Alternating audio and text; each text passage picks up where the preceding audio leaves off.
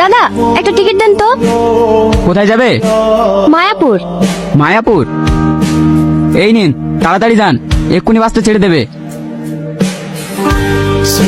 আপনার ব্যাগটা সরান। হ্যাঁ হ্যাঁ হ্যাঁ, নিশ্চয়ই। একটু সরে বসুন।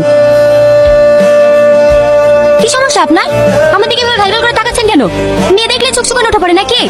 টিকিটটা কি? এটা তো এই বাসের টিকিট না। এই বাসের টিকিট না? না।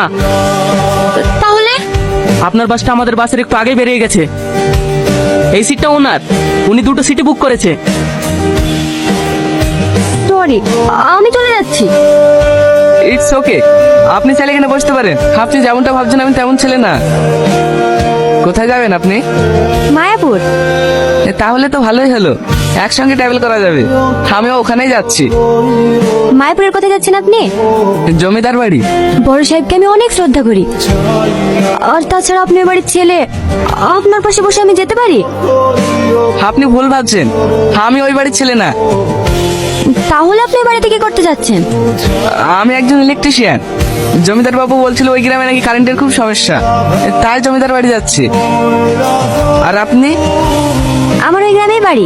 আমি কলকাতায় পড়াশোনা করি। আমার পড়াশোনার যত খরচ সব জমিদার বাবুই দেয়।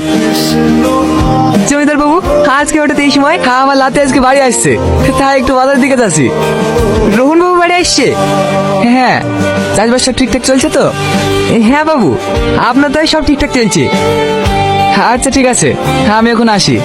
সত্যি আমাদের জমিদার বাবু অনেক বড় মনের মানুষ। হ্যাঁ রে, আমি যখন খেতে পাইছিলাম না তখন আমাকে এই জমিটা দিয়েছে চাষ করার লেগে।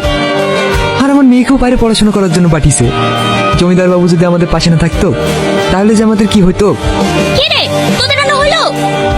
হ্যাঁ হ্যাঁ খালাম না, এই তো হয়ে এসছে। একটু চেখে দেখান তো কেমন হয়েছে। এত ঝাল রোহন খেতে পারে নাকি? একটু পানি দে। বড় মা, আপু তোমাকে ডাকছে। তোর আব্বা আবার কি বলছে?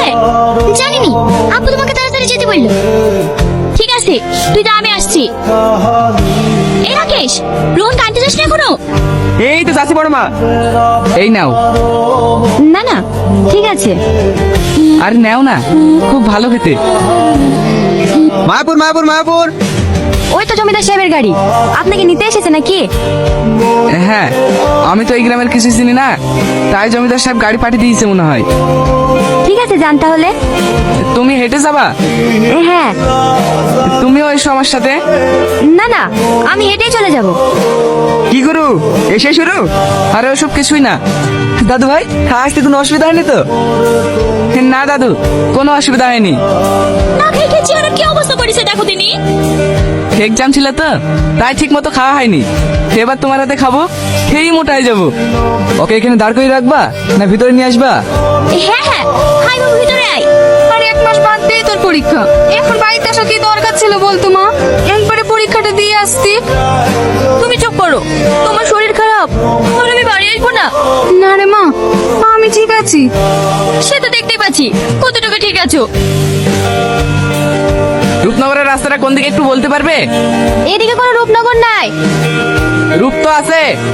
মানে তুমি? সরি, আপনি? আপনি না, তুমি। তুমি বাইক কোথায় পেলে? এখানকার জমিদারের। আপনাদের জমিদার অনেক বড় মনের মানুষ। কালকে আমার অনেক সেবা যত্ন করেছে। আবার আমার কি সৌভাগ্য দেখো, তোমার সঙ্গেও দেখা হয়ে গেল। চলো আমরা কোথাও ঘুরে আসি। আমরা তো একে অপরকে চিনি না, তাই না? চেনা না থাকলেও মনে হচ্ছে আমরা এক অপরকে অনেক আগে থেকেই চিনতাম। তুমি কি আমাকে ইমপ্রেস করার চেষ্টা করছো?